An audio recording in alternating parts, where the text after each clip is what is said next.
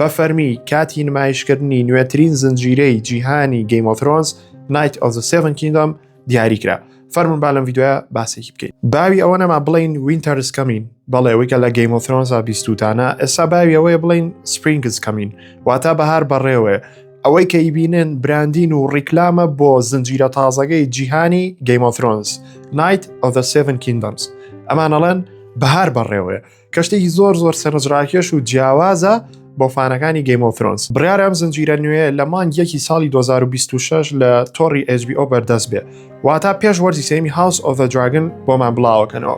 وە چیرۆکی زنجیرەکە زۆر بە کورتی باز لە یەکێک لە سوارچاکەکانی تارگاریانەکە لەگەڵ یەکێک لە شازادەکانی تارگاریان دوای ڕووداوەکانی House of the Dragon تقریبان پێما بێ 100 ساڵێک بەسەر ڕووداوەکانی House of the Dragon تێپەڕێ.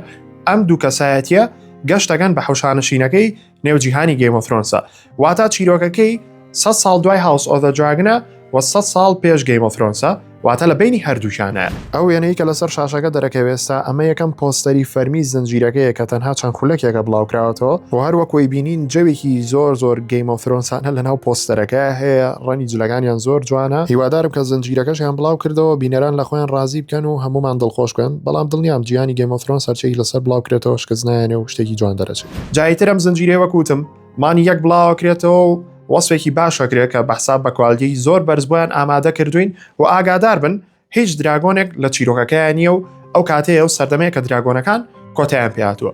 ئەگەرم ڤیدیۆ بەدڵ بوو فۆلۆ لە بیر مەکە، وەلەم ڕۆژانەیە بێت ترایلەر شتێک بڵاو بێتەوە هیەم زنجیرێ، هەر دڵنیا بن یەکەم کەس بۆتان بڵاوەکەمەوە، بۆیە فۆلۆکە لە بیر مەکەن. ئێوە خۆشەویستن تا ڤیدیۆیکە خواتان لەگەڵ.